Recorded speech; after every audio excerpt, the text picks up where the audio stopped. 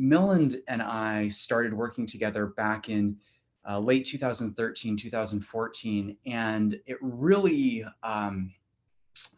transformed my life. I mean, I cannot believe that I am the director of a center called the Center for Artificial Intelligence and Society. For those of you who don't know me so well, I'm a sociologist by training, a network scientist, really, who is a professor in the School of Social Work and who has done very applied social network-based work with homeless youth over the last 20 or so years, really focused on HIV prevention. I do a lot of work these days around housing interventions and a large number of other projects that I'll touch on briefly in a moment. But really the core of my work has been working with adolescents, so young adults, mostly 18 to 24-year-olds, who are experiencing homelessness. And Los Angeles is one of the epicenters of youth homelessness. So it's unfortunately a great place to be to do this kind of work.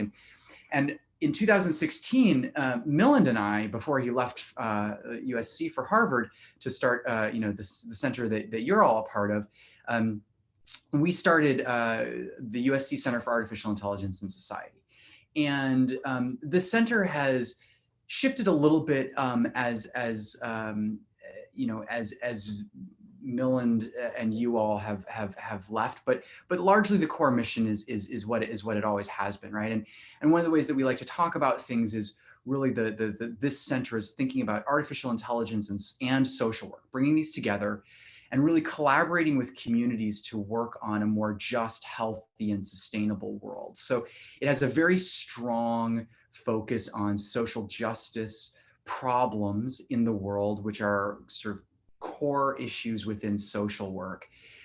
Engineering and social work are both very pragmatic problem-solving disciplines. So even though the mathematical focus of engineering and the person focus of social work may seem like an unlikely partnership, in fact, I think that engineers and social workers really sort of see the world in very similar ways in terms of a focus on solving real world problems and trying to make the world a better place. And this center, my center, I think much like the center that you all are in, Mill and I spent a lot of time influencing one another over the last half dozen years. We really work a lot with community collaborators in this picture. So the current group is the four. These are the sort of the four core members of the group. Currently, so Bistra Delkina, who just was promoted as an associate professor in the Viterbi School of Engineering, is now the co-director along with myself.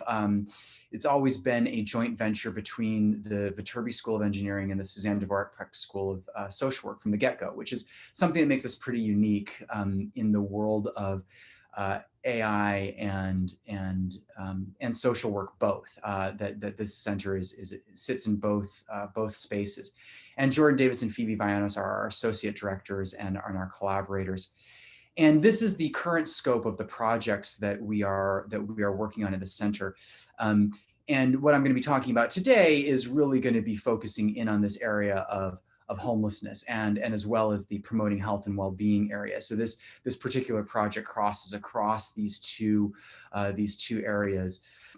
And what I'm going to describe today is something that I've certainly spent time talking with Milland and also with Brian Wilder quite a bit over the years, and you'll see, Brian is highly featured in these slides, and really I should say that pretty much everything that you're going to see from here forward is something that I've done in collaboration with a number of PhD students that I've worked with, a number of PhD students that Milland has mentored, PhD students that we've co-mentored. And you'll see little thumbnails of those folks as we go. So in case I forget to mention your names or the names of some of your colleagues, I've got credit to go where credit is due, because to do this kind of work takes serious support from grant foundations and serious person power on both sides of the academic equation in both the social work and the engineering side of things. But really what I see as the process is identifying implementation challenges in the real world. So there's some sort of problem that is so there's a social justice problem. In this case, what I'll get into in a minute is HIV prevention for homeless youth. And to design appropriate interventions that tackle those problems, there are inevitably challenges in essentially the social engineering of those intervention solutions. And many of those problems are amenable to strategic solutions wherein AI, especially sort of the kinds of optimization and maximizing sorts of planning algorithms that Millen's really been involved in his entire career, are really useful tools for. And then once we develop those solutions and do computational experiments, what our process has been is one of intensive field testing of those algorithmic-based intervention policies, and then subsequently finding out what happens there. And that usually then leads to new problems. And so there's an iterative refinement process. And by the time we get to the stages where we're really able to be testing these intervention strategies at scale, which is what's going to end this presentation, we've learned a lot along the way and solved for a lot of problems. So what is the basic problem? And I know for some of you who've been around, me and Millen for some time, this is a very familiar problem. For some of you who may be less, have newer to it, then this will be a little bit more new. So there are about 4.2 million youth who experience at least one night of homelessness on the streets of the United States every year. This is not the most up-to-date number. I should have updated this. The 2020 number is a little over 60,000 people experience homelessness every night in Los Angeles, and about 5 to 10% of those are youth between the ages of 13 and 24. And with some data from one of my former PhD students, Robin Petering, back in 2016, we saw that there were self-reported rates of HIV amongst youth in Los Angeles that were about 7%. So that's an alarmingly high number of young people to have HIV, when the youth between the ages of 13 and 24 in the housed population, the normative youth population, have an HIV rate of usually about 0.2%, so 0.2%. So the HIV rate is wildly out of sync.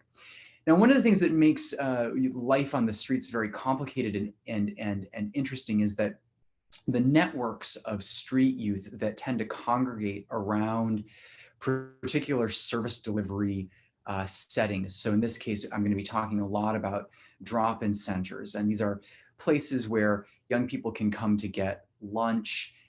They get connected to social workers. They can take a shower. They can have safe haven for the afternoon. These are centers that even in the midst of COVID continue to be open to allow young people to come and get food and connect with case managers, although they usually can't hang out for the day to have safe haven anymore. But these centers have never shut down for a day in the midst of this pandemic.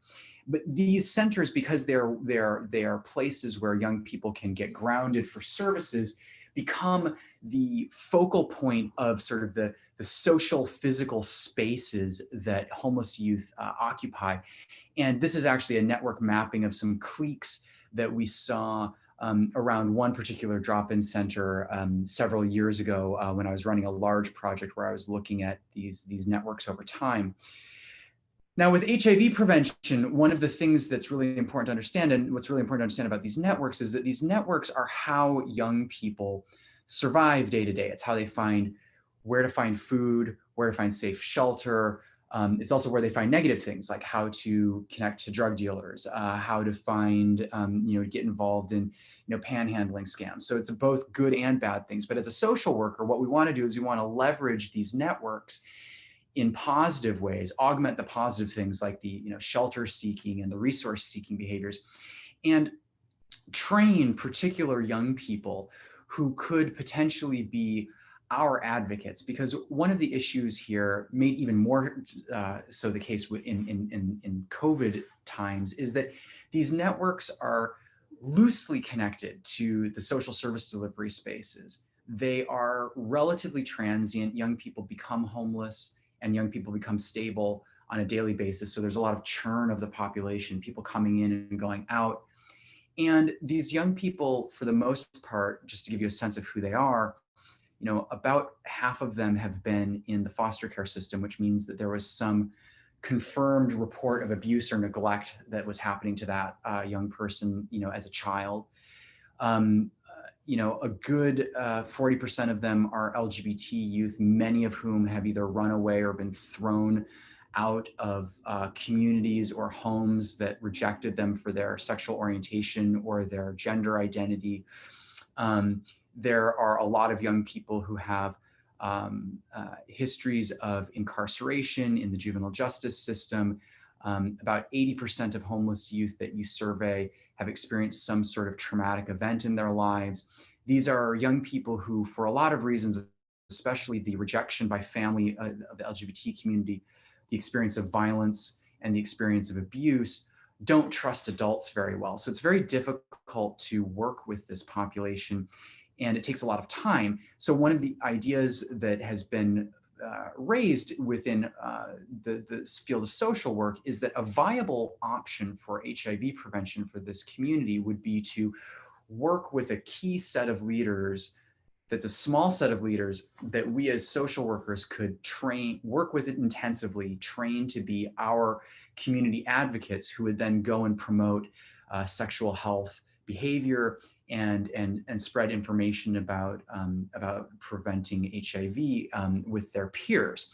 So then the question becomes, the first implementation challenge became, who should be these peer leaders? Now, if we had relatively small, simple networks like this, you might say, oh, maybe this person in the middle because they bridge these two cliques, or maybe one of these people in this dense space would be a good pick. And we really wouldn't need computer science if our networks were small like this. We could intuitively grab these things. But remember, the networks I showed you were these big, complex networks. And as we'll see very quickly, the scale of the choice problem becomes very, very, very, very large. And in fact, there were a series of papers that came out right around the time we started working on this problem that suggested that perhaps why sometimes these interventions don't work in other populations was that we had not selected the appropriate people to be our peer leaders. So we thought, before we implement this strategy with homeless youth for the first time, first time outside of a little pilot study that I had done back in 2009,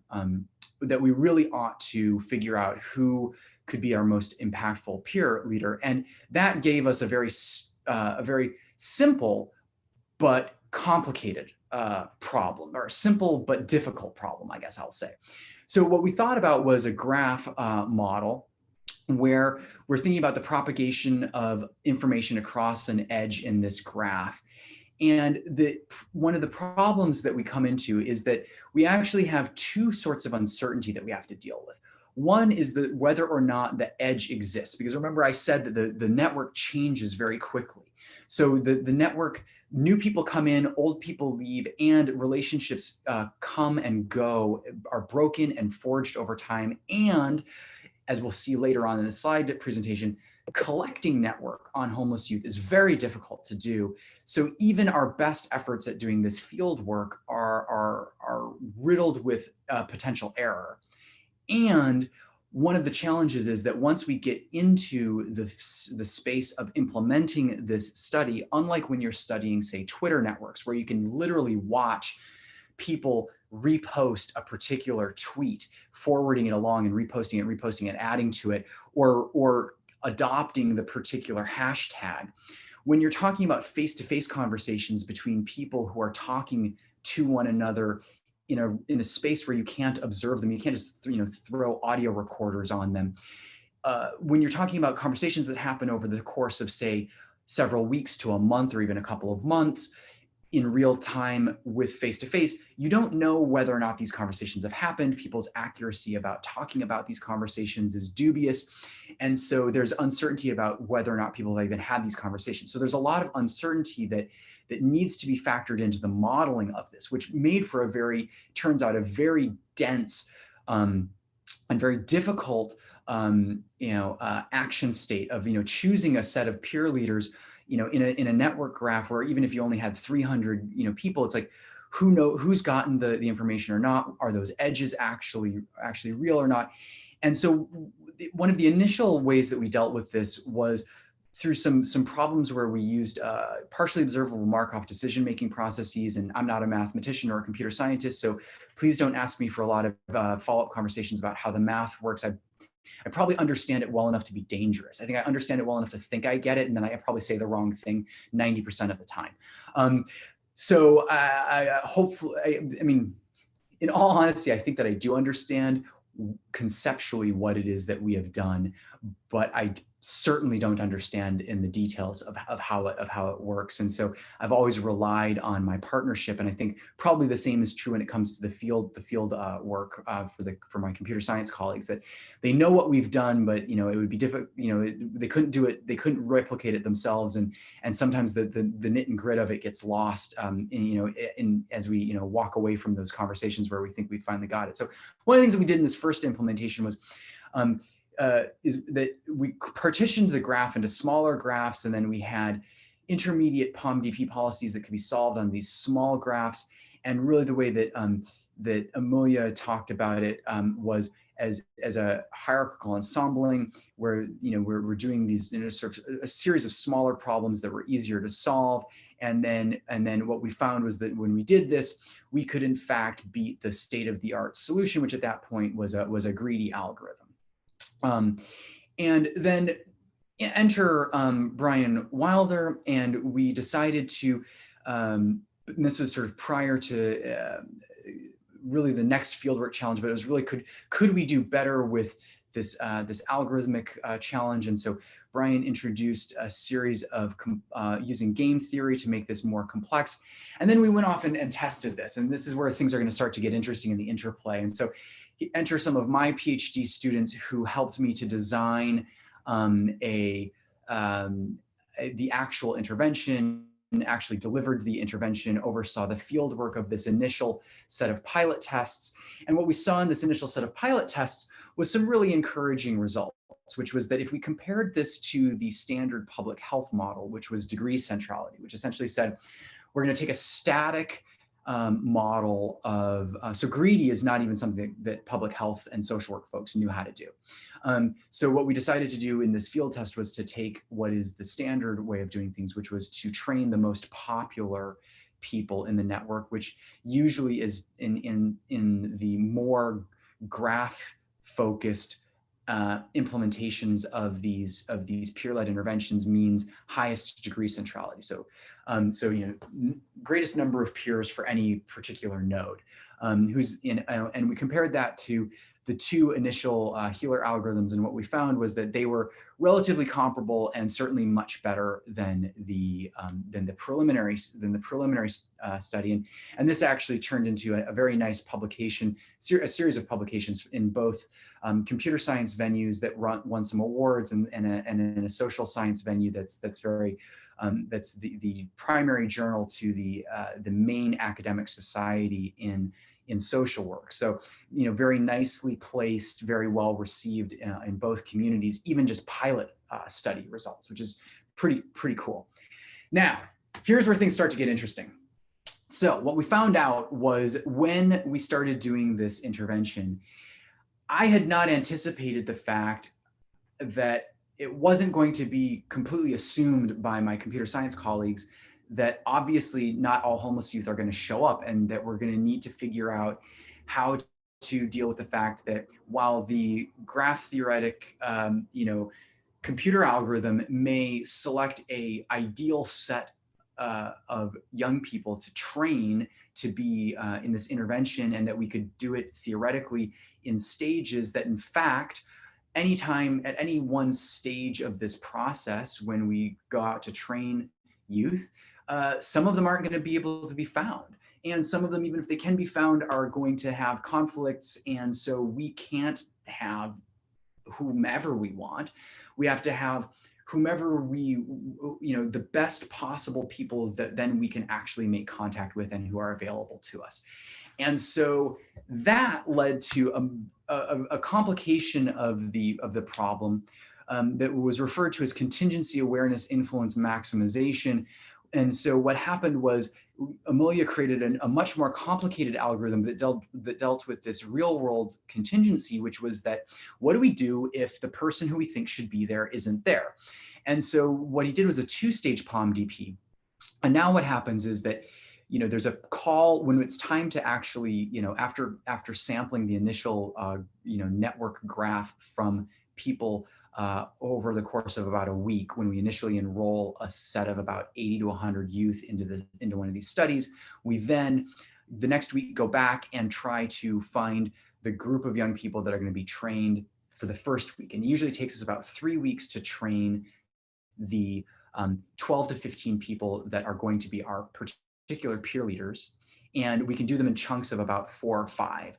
And so we then have to go back into the space and hope that we can find these young people who don't live at this drop-in center. They're just coming in, dropping in, literally dropping in. That's why they're called drop-in centers. They're dropping in for the day or the afternoon to grab some food, get some fresh clothes, take a shower, connect with their caseworker. Maybe they're trying to see if we're around again, because we told them that we're going to be there. But for the most part, that's not really, front and center on their minds. And so the way that this particular algorithm worked was trying to deal with this very fluid reality. And so the query first finds out if the person is there and then tries to figure out if we should look for more information. And so one of the things that's interesting about this is that we learned over time that young people tend to travel with their network connections. This is an observation of the real world. So the availability of network nodes is correlated with the availability of their neighborhood nodes. So if I come in, I'm probably coming in with some of my friends, some of the people that I'm connected to. So that helps us to solve the problem a little bit. And so, how important is person A to the influence spread? Should we keep looking for them or should we move on to another person? So we essentially, the query comes in, we find out who's there, we let Amelia know, he enters that into the algorithm. He tells us whether we should hold tight and wait or whether or not we've got somebody who's potentially good because of the people that they're likely to be connected to. And what we found when we did some field work of some experiments using real world data was that this program actually seemed to perform maybe even a little bit better. It certainly performed better than Greedy, maybe not quite as well or comparably well to the former Healer program, but at least it was solving this real world problem. And then what we did was we decided to actually, with Laura's help, to actually do, to try this out and see what happened when we did it in the real world. And what we found was that at least hypothetically, when we did the real world querying problem, and Amelia would call Laura and ask her who was there, and she would give him that information, and he would test that against what was, with his algorithm, and then he was testing that versus what would happen with Greedy or an enhanced Greedy when we were doing that, and we found that in fact this Kames algorithm was a much better solution. So we thought, okay, well that's really cool. But the problem is that actually made things worse for us, because really what we found in what was really the challenge here as we thought about moving forward was that, yes, my MSW intern, who Laura, who then became my project director, who then oversaw a group of MSW interns that were doing these field experiments, yes, she could collect all of this network data from us basically by hand. We had to ask homeless young people, hey, who are your friends? And we would get their names and some brief descriptions of them. And then we would stitch together by hand the edge list, connecting the 100 youth or so that we'd recruited over the course of the week. And it would take us, several hours post the conversations that we had. And it would take us, a good, 2 to 3 minutes with each young person, so this is hundreds of minutes of data collection, several hours, more of stitching together these networks. And Amelia's complication made it even though it solved the problem of what happens if they don't show up, it made it even worse in the sense that now we're faced with yet more data collection burden. And if we think about doing this in the real world, handing this over to an agency, it's difficult to think that they necessarily could do that network data collection very well. They just don't have the time. And one of the reasons that we thought that this was a good model for HIV prevention was that it allowed us to work with a small number of young people, which was trying to limit the burden of social workers. And one of the things that we found out in a study that, with some data that Laura and I collected, that then Brian analyzed, was that in fact, really the only good way to get network data from these young people is through self-reported ties. So if you look at letter A, which is the aggregate of all these networks, it's not so different from the self-reported ties. The field observations that Laura and I and some of the other made were actually pretty sparse and pretty crappy, and because we don't know these young people very well. And the staff observation, so I interviewed a couple of staff to ask them to tell me how they thought these young people were connected. And while it was better than how Laura and I were doing, because at least they knew these young people, they, more so than just, meeting them and talking to them for the, week or so that we're there, they have some history with them. They also had a very sparse, unsatisfying network. And so really, and here's the quantitative, kind of breaking that out, not just visually, and it's really just, it's terrible is the bottom line. So what Brian decided to do, which was a brilliant decision, was to take advantage of the same field insight that Amelia was working from, which was the fact that these graphs are not random, that, people come connected to the people come in and show up with people that they're connected to. So if you sample a particular node, you get into their part of the network. And so what we decided to do was to work on a version of this problem wherein we could try to limit to the bare minimum amount of queries of only a small number of people. So instead of actually asking everybody to describe their network to us, what would happen if we only asked say, 10% of the people who are collecting the network data for their information, and then we sample along the edges of those nodes to get a random poll of those folks. And so we have essentially a skeleton collected from 1 in 5 young people, as opposed to, so it's 1 in 10 people are sampled, and then we randomly sample one of their edges. And that actually, it turns out, was sufficient for us to be able to have a sketch of this network that would then be something that we could run our maximization algorithms on. And so here is some of the computational experiments that were showing sort of the reduction in the fraction of the optimal solution that this would create. And here is actually the field results, where we actually found that, kind of by dumb luck, I think, more than anything else, because it's small samples, but really there's no meaningful difference between the number of people who can be reached when you use this method relative to the other more computationally intensive methods that are also more network sampling intensive methods. So this was a really nice solution to this problem. So this was the one that we decided to actually do in our full-scale trial, because it was the one that was probably most likely to be able to be implemented by an agency. And enter Laura, who's going to oversee this massive 700 plus person intervention trial. And so what did we do? So and I'll get into the sampling in a minute, but at the core of this is a training that I helped design, but really Robin Petering, a former PhD student of mine, was the primary architect of this training, along with Laura and myself. And what we did was a 3.5-hour training that was done with 2 co-facilitators who were usually MSW, Masters in Social Work interns. We had this training consisted of several components: framing the peer advocacy mission, HIV and STI education, communication skills building, leadership skills building, and self-care.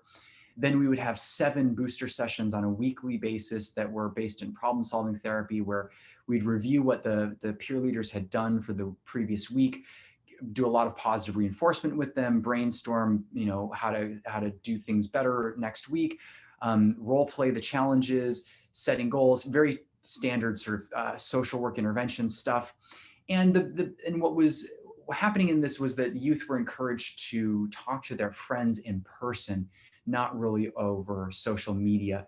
Homeless youth really don't talk to their friends who are other homeless youth over social media. It turns out in our preliminary work that we found that social media was primarily a vehicle to talk to family and friends from home, and that because of the scarcity of data plan and the money that it costs to get a data plan, that really homeless youth's interactions with one another, because they see each other on the streets, is something that they do face to face. So here are 3 community partners: the Safe Place for Youth in Venice Beach, California, My Friend's Place in Hollywood, California, and the LA LGBT Center in Hollywood, California. These are the places where we'd also done the 4 pilot studies that I just described, which had about 200 youth. And now this is where we went again, starting in 2017 through 2019. It took us 2 years to do this. This takes an enormous amount of resources. It was $1 million grant, 2 full years of field work to make this thing happen. We have a total of about 700 young people. We were trying to get close to 900, but it's not always, it's sometimes more challenging to get people into your studies than you think it's going to be. This is a classic problem of intervention studies. And so what you can see here is we had 3 arms of this study. What we had was the artificial intelligence arm, which will be labeled here forward as AI, degree centrality, which was the standard public health, the most popular youth version, and then observation only. So we also wanted to understand what happens when it's just services as usual in these drop-in centers, wherein there is a certain amount of HIV prevention that happens. And there's also mobile testing sites that are available that come in once or twice a week to these drop-in centers. And so what you can see here is that in the AI arm, we had 253 young people. We trained approximately 15% of them, which was 42 young people. In the degree centrality arm, we had 200 youth. We trained 33 of them. Again, that is approximately 15%. This is what the recommended number for a public health study is. And then what you see here is the unfortunate reality of working with homeless youth, which is that by 1 month follow-up, we had lost approximately 65 overall. We'd gotten down to 66% follow-up, and then by 3 months that had reduced a little bit more, down to 60%. And this is just because of the transient, chaotic nature of homeless youth. And this is not terribly different from other studies that have been done in similar drop-in center settings, where the only studies of homeless youth that have better response rates are done in programs where people are living at those programs. So what happened? All right, good stuff happened. We had really promising results, especially with respect to condom use, which is one of the major targets of HIV prevention efforts. Is trying to encourage people to wear condoms, because it's not that people don't know that they should wear a condom, it's that people don't bother to wear a condom, especially homeless youth who don't think that they're at very much risk for HIV until we start doing the trainings with them and let them know just in fact how sort of disturbingly high the rates of HIV and within homeless youth are, and then they start to share that with their peers. And as you can see, anal sex without a condom goes way down. And what you see here is that what happens with the AI arm is that which is the red bar, is that the improvement that we see happens almost immediately. The drop happens very quickly, and then there's some continued drop over time, but not a whole lot. With the degree centrality, the most popular arm, there's still a drop, but what happens is that it doesn't happen very quickly, and then between 1 and 3 months, it just takes more time. And to a certain extent, that makes sense to me. I mean, the algorithm is all about finding the people who can maximize the spread. And in this case, part of what you see there is that you see that in speed. And I list here Dr. Hill and Graham Giuseppe, who are current collaborators of mine at USC, who did a lot of the post data collection, data cleaning and analysis. Which imagine that we've collected 700 youth, and we survey them 3 different times, and it's all done in field-based settings where we're collecting data over Qualtrics, but also on paper, and it's just a freaking mess. And it takes months to clean this data in order to reconcile the fact that we figured out that we were asking questions not so great the first time. I mean, it's just a way more of an effort than you would think it is. We also saw that there's a lot of there's some improvement in vaginal sex as well.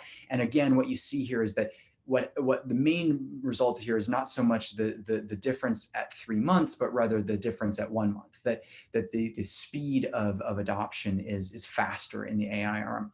Now, Graham ran some statistical models here that really give us an opportunity to kind of take a deep dive here into what's really going on with what's statistically significant and what's not. And this is what is referred to as a generalized estimating equation. And this particular modeling strategy is the standard way of looking at data over time collected in the context of intervention trials, where you have repeated observations over time on the same individuals, which is what we have here. And what you really want to do is you want to control for the within person effects, because I am more like myself over time than I am like you. And there's essentially an autocorrelation to the difference, but my difference from the population average needs to be accounted for over time. And so what we're really looking at in these models to understand if things work is, for one thing, you can look at the time effect, which basically just means like, regardless of which condition were you in, was there some sort of improvement over time? And what you can see here is that we have some non-significant results except for in HIV testing, which meant that basically regardless of which condition, there was a time effect, which basically means that like everybody kind of over time, and maybe this is a function of just, asking people about HIV testing in a space where HIV testing is available, that people just started doing this. What's more interesting is the time of interaction effects with particular conditions. So what this arm here means is that AI by time was statistically significant. So we had a reduction in anal sex for the AI arm relative to the observation only arm over time, which means that over time, there was less unprotected anal sex in that group relative to the observation arm, but we did not see a comparable effect for degree centrality, and the p-value is really is not that impressive, and the odds ratio straddle 1. So now when we look at condomless vaginal sex, this was kind of a frustration for us, because what you have here is a p-value that's less than 0.1 but not less than the 0.05, and arguably the p-values of less than 0.05 is sort of an arbitrary decision. Also, technically, this is a one-tailed test, because we're hypothesizing that AI is going to be more efficient than observation. And so, one could even decide that instead of using a two-tailed test, which is what this p-value corresponds to, we use a one-tailed test. So anyway, I'm perseverating, but basically the bottom line is that vaginal sex finding is almost there. Now, the HIV testing and HIV knowledge are very interesting, because one of the things that we also found in this study was that when we controlled for whether or not you were one of the peer change agents, so one of the youth who was selected and trained, this did not necessarily become a statistically significant effect in the condom use variables, and nor did it necessarily sort of soak up the variance in some of the changes that we saw. But what we saw was that the primary changes in HIV testing and HIV knowledge, which are two other variables that were, outcomes that we'd like to improve, really were essentially situated in the more intensive contact that we had with these peer change agents. So this is really kind of an indication of a good public health intervention, but not necessarily, so strong with the AI, right? So what this says is that, these young people that we do this intensive work with, they in fact will, over time learn a lot more about HIV, and they will also, increase their odds of getting an HIV test by, almost double their odds of getting an HIV test, which is, from a public health standpoint is really great. And as a guy who, as a social worker who straddles into the work of, public health, this is great, behavioral health findings, even though it doesn't necessarily help the AI story. So last thing I'll say here about this is something that we've sometimes talked about, like, well, why is the peer leader training so great in some cases, and why did the AI work? And one of the things that we observed was that degree centrality not only is a less efficient mode of transmitting information, but from a field observation standpoint, the groups of young people who are pulled into the training to be peer change agents, advocates in their community, are a very diverse group when you use the algorithms. That essentially it's kind of like the Breakfast Club. Like you've got kids from, I don't know if any of you have seen this movie from the 80s, but I grew up as a teenager in the 80s, and this was like a staple of my adolescence was this movie. And it was the jock and the nerd and the stoner and the goth and the princess, and there were these 5 kids from different social cliques, and they had to do an all-day detention, and they come together and they bond, and then at the end of the movie they all go back out to their worlds again, never to really sort of interact with one another again. And that was kind of the way that our training sessions for the algorithm driven peer change agents were. Is like young people from a diverse set of social cliques that didn't really know one another. They come in, they bond with each other, they bond with us, and then them dispersing and not really talking to one another during the rest of the week is fine, because what we want them to do is we want them to talk to their parts of the network, and they would do that, and then they'd come back together again, and our version of detention was actually positive. You know, they got paid to come back to us for a week, and we praised them as much better than the poor kids in the Breakfast Club.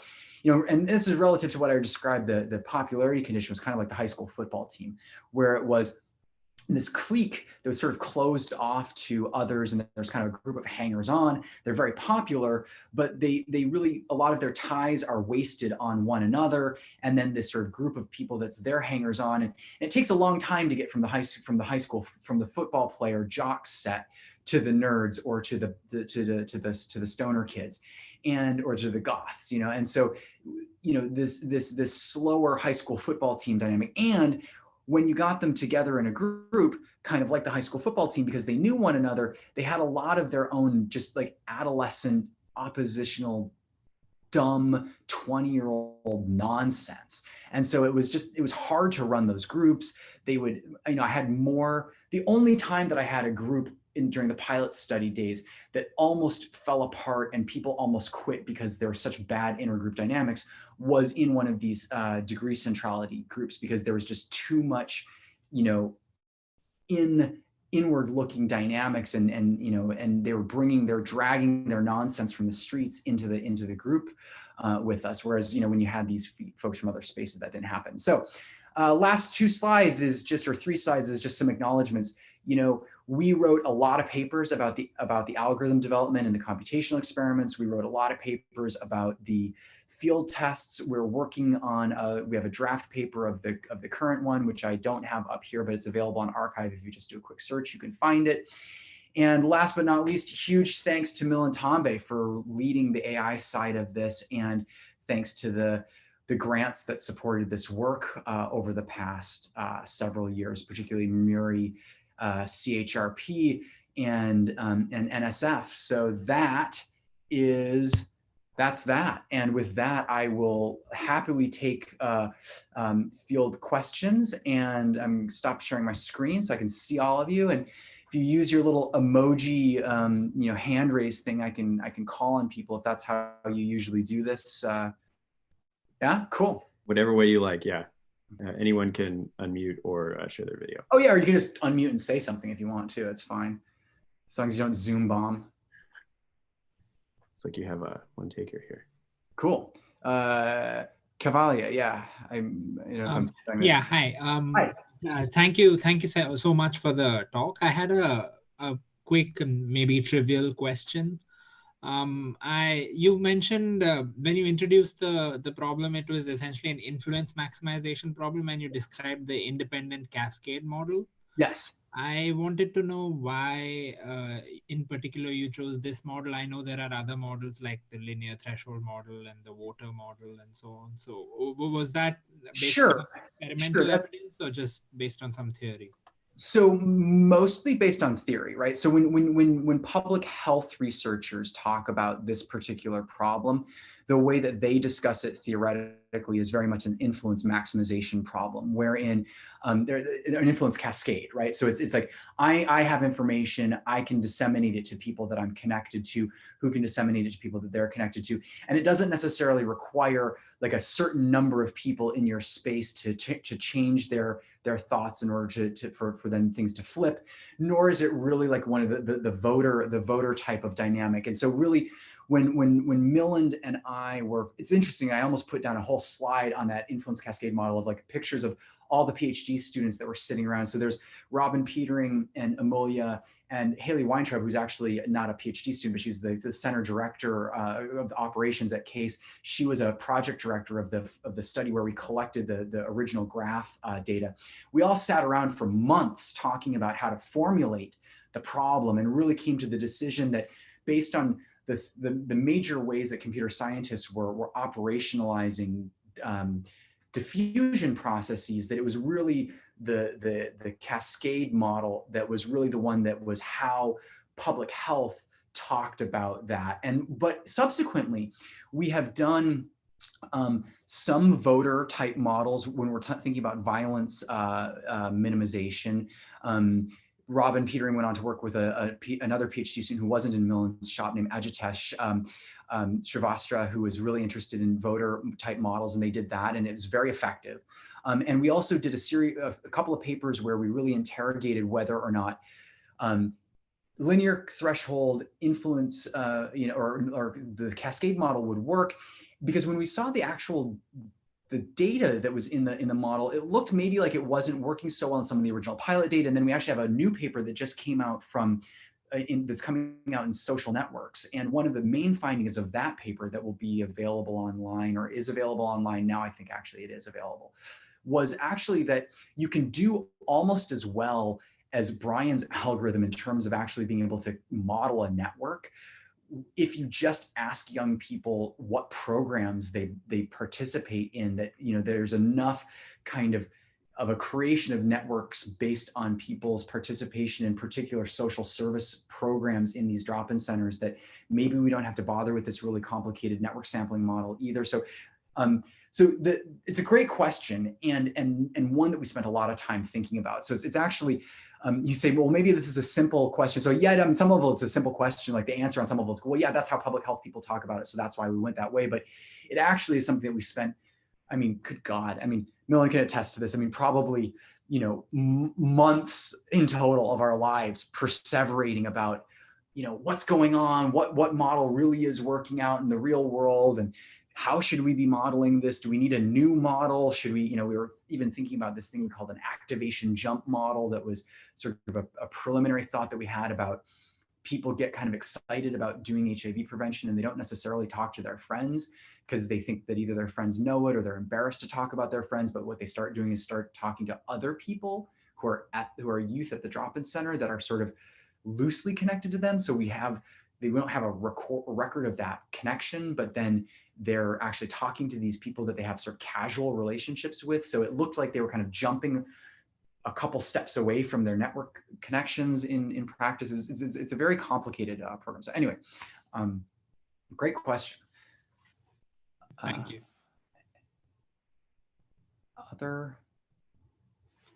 Yeah, go ahead. I see you waving your hand, and your name is covered by my arrow. Sorry. Sam. Hi, Sam. Thank you for doing the talk. I was thinking about the comment you just made about how with the degree centrality, you're possibly just getting a bunch of these nodes that they're all connected to each other, and there's many parts of the overall network that are not nearly as connected to that sort of central hub. Yeah. And the question I had was basically, like, with the experimental networks, what did they sort of look like? Did they seem to mirror that pattern? And say you had different sort of structure to the graph, like with the differences between the performance of the AI route like algorithm versus the degree centrality one, that seems like that would differ depending on what the actual structure seemed to look like. So just Sure, sure. I mean, we didn't do a lot. I mean, early on we did some synthetic graphs with some of the very first algorithms, but very quickly we started using real graphs that I had collected from homeless youth, because there is a certain community structure to homeless youth networks, and we wanted to make sure that the solutions were appropriate for that those kinds of graph structures, because we were seeing over time across a few different places where we were sampling. So I had about 7 graphs that were between 150 and 300 people large of homeless youth. So we had several different graphs to sort of choose from, and we saw that there was some heterogeneity to those graphs, certainly, of course, but there's also some community structure that was sort of fairly consistent. You know, it's kind of a small world graph more or less, but it's not but there's also a lot of clique structures that emerge in these graphs, that it's not, you know, it's not the most, you know, it's there. So there is some complexity. And maybe that's not answering the entire question. So the other part of this is that you wanted to know, sorry, repeat that, the second part. I got lost in the first part. I'm so sorry about that. Sure. I was just, speculating that presumably, depending on what the actual structure of the network seems to look like, you could have, maybe small differences between the performance of the AI algorithms versus, a sort of, more naive degree centrality one. Right. Right. It sounds like that, that's not really the case in this setting, which means huge gains for the AI one. Right. And I think one of the issues that we saw was that one of the challenges we faced was that from an AI perspective, greedy was a much better baseline to use than, say, degree centrality. But from a public health standpoint, greedy is a completely novel solution that no one's ever introduced, because typically the way that these models are done is that if somebody is doing them in an intentionally graph way, they're going to either do degree centrality, maybe they're going to do betweenness centrality, that had been talked about a little bit, but no one had really done anything as sophisticated as greedy, because greedy also has a sort of an iterative focus to it. And usually with public health, what people are thinking about is, the graph is what the graph is, and we can pick key players, and that's going to be stable over time, and we just need to go with it.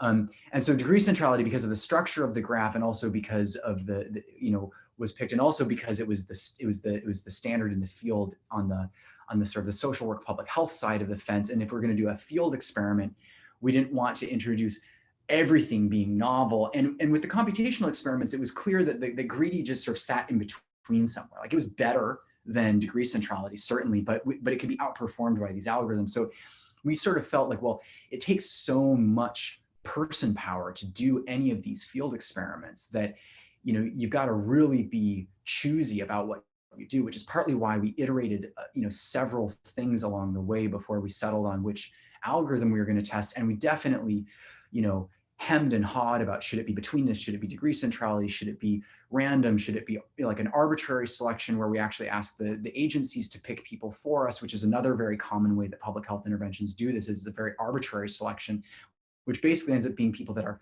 good kids, which when you look at their positions in graphs, they're usually marginal in the graphs because they're the ones who interact better with adults, and they're not usually quite as caught up in street life. And so, so there's all kinds of possibilities about what control groups could be. And, with the reality of, the cost, you can only do so much. So I notice it's 12:01 and people are starting to pop out who've got to go to other things. So I'll hang out for those of you who want to stay and hang out with me afterwards. And otherwise, thank you so much for coming and listening to the talk. And it's lovely to be at Harvard, even if only virtually.